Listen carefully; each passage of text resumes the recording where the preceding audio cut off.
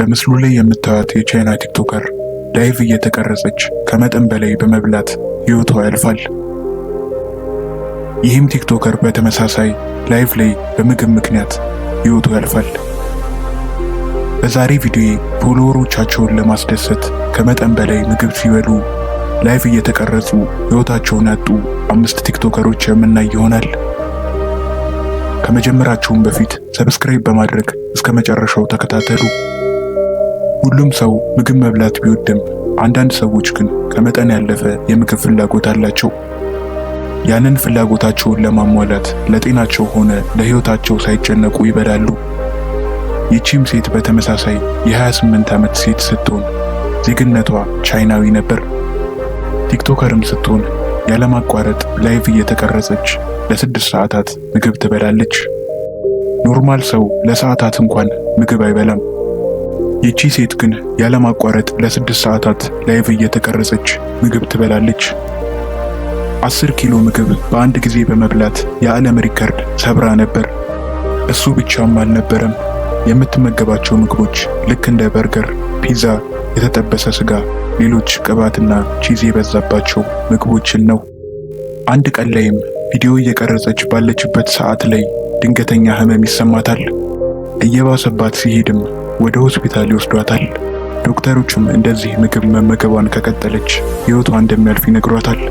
ነገር ግን እሷ ማንንም ሰው የምትሰማ ሴት አልነበረችም። ምንም ቢፈጠር መብላት እንደምትቀጥል ተናገረች። እናም አንድ ቀን አስደንጋጭ ነገር ተፈጠረ። እሷም ላይቭ ላይ ያለማቋረጥ እየበላች ለ10 ሰዓታት ቆየች። ከመጠን በላይ ስለነበር የበላችው ላይቭ እየተቀረጸች ህይወቷ ያልፋል። በሁለተኛ ላይ ደግሞ ጁና ሳምሰን ትገኛለች። ጁና የራሽያ ተወላጅ ስትሆን የምትሰራቸው ቪዲዮዎች ከምግብ ጋር የተያያዙ ነበሩ። የምትመገበውም አትክልትና ጥራጥሬዎችን ሲሆን ስጋ በልታ አታውቅም። በሶሻል ሚዲያዋ ላይ የቬጂቴሪያን ምግቦች ልክ እንደ ፍራፍሬ፣ አትክልት፣ ጥራጥሬዎችንና ጁሶችን እየጠጣችና እየበላች ታጋራለች። ፕሮቲን ያለው ምግብ ካለመመገቧ የተነሳ ሰውነቷ እንደምትመለከቱት ቀንሶ ትታመማለች። ዶክተሮችም በተደጋጋሚ ፕሮቲን ያለው ምግብ ልክ እንደ ስጋ መመገብ እንዳለባት ነግረዋታል። ነገር ግን እሷ ጭራሹኑ ዶክተር ጋር መሄድ ታቆማለች።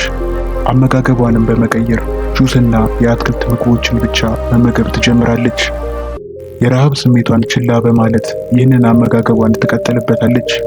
ታዲያም አንድ ቀን ሁኔታዎች ተባብሰው ከተኛችበት አልተነሳችም ነበር።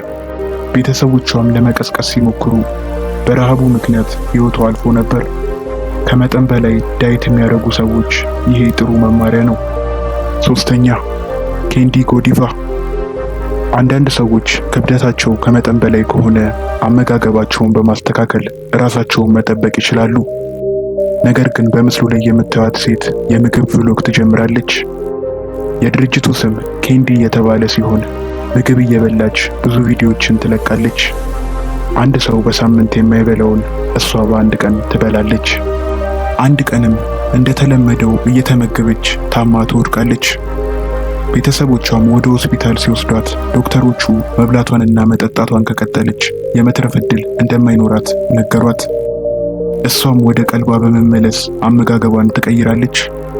አመጋገቧን ባታስተካክል ኖሮ ልክ እንደ ሌሎቹ ቲክቶከሮች ህይወቷ ያልፍ ነበር። አራተኛ ቴይለር ጆኒ።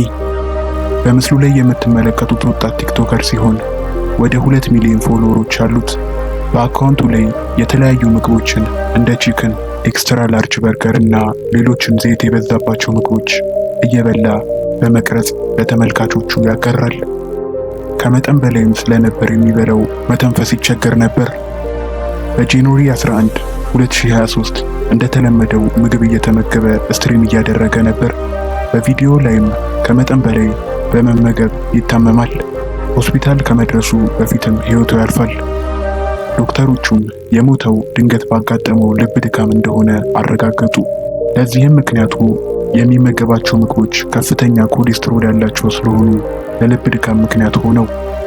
ለዛሬ ያስኩላችሁ ቪዲዮ ይህንን ይመስል ነበር። ለቻናላችን አዲስ ከሆናችሁ ሰብስክራይብ እያደረጋችሁ በሌላ ቪዲዮ እስክንገናኝ ሰላም ቆዩ።